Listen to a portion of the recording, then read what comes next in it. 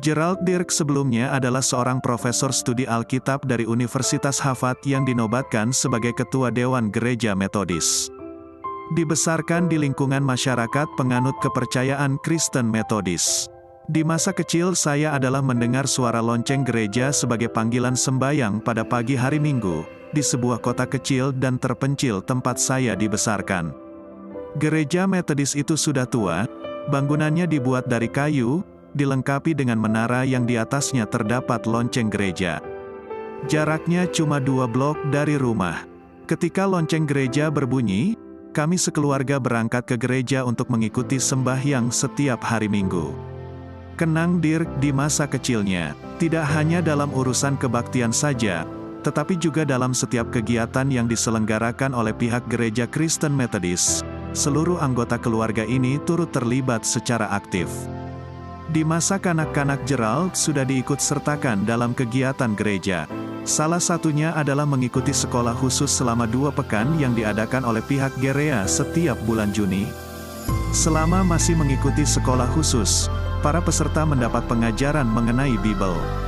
Keikutsertaan dalam kegiatan gereja selama 8 tahun Gerald mulai merasa terpanggil untuk menjadi pastor dan mulai memusatkan perhatiannya untuk mengabdi pada gereja. Baca juga, baru masuk Islam Brittany Roberts asal Amerika Serikat Gerald mulai aktif dalam organisasi Methodist Youth Fellowship, yang mengantarnya menjadi salah satu pengurus konferen dan ketua distrik. Saya juga menjadi penceramah tetap dalam acara tahunan Youth Sunday. Kata Gerald, di Harvard dia digelar Holy Scholar, karena Dirk menjadi salah satu calon mahasiswa teologi yang selalu diperhatikan di akademinya. Dia lalu menjadi pastor muda di United Methodist Church, dan tidak berapa lama kemudian mendapat lisensi sebagai pastor dari gereja tersebut. Dirk lulus dari Harvard College tahun 1971.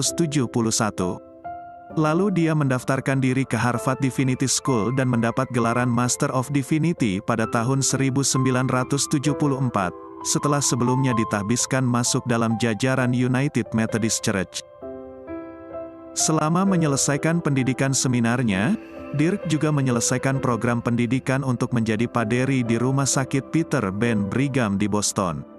Setelah itu, ia bertugas sebagai pastor di 2 gereja United Methodist di daerah terpencil di Kansas selama beberapa tahun. Kami mendapat undangan makan dari tetangga kami ke rumahnya. Kami mengobrol santai, kadang kami berbicara tentang masalah-masalah seperti konstruksi buatan dari Alkitab dari berbagai sumber independen sebelumnya, dan kami tidak membahas secara mendalam tentang agama.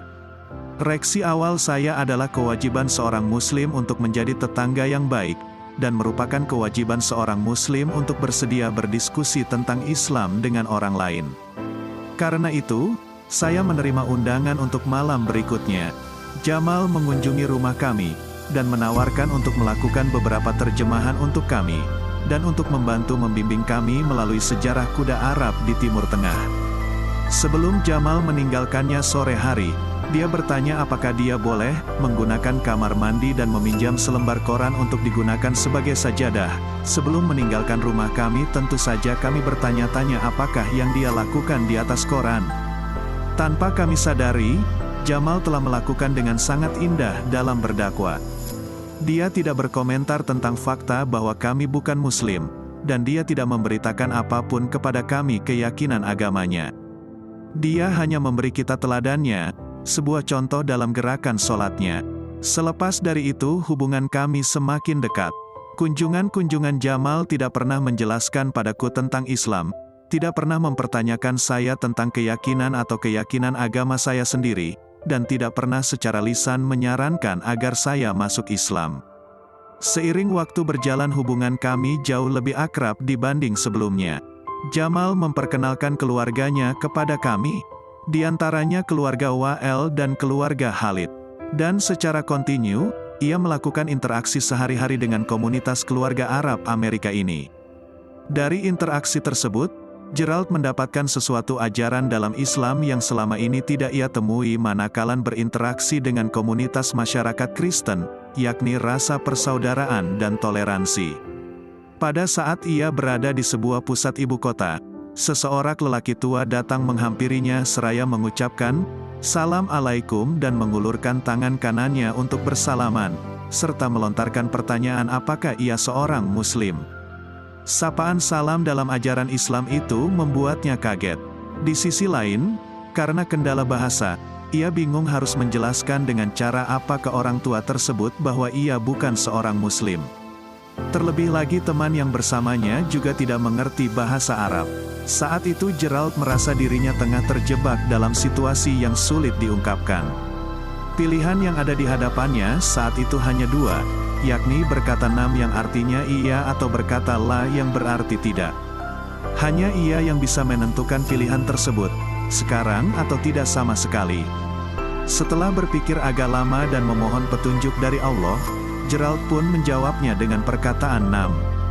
Sejak peristiwa tersebut, ia resmi menyatakan diri masuk Islam. Beruntung hidayah tersebut juga datang pada istrinya di saat bersamaan. Sang istri yang kala itu berusia 33 tahun juga menyatakan diri sebagai seorang muslimah. Bahkan tidak lama berselang setelah kepulangannya ke Amerika, salah seorang tetangganya yang juga merupakan seorang pendeta mendatangi kediamannya dan menyatakan ketertarikannya terhadap ajaran Islam.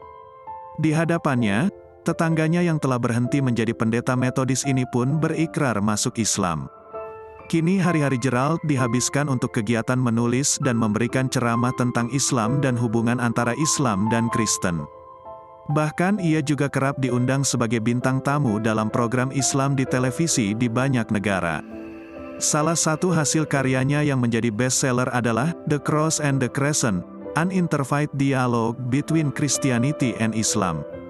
Selain itu ia juga menulis lebih dari 60 artikel tentang ilmu perilaku, dan lebih dari 150 artikel tentang kuda Arab dan sejarahnya.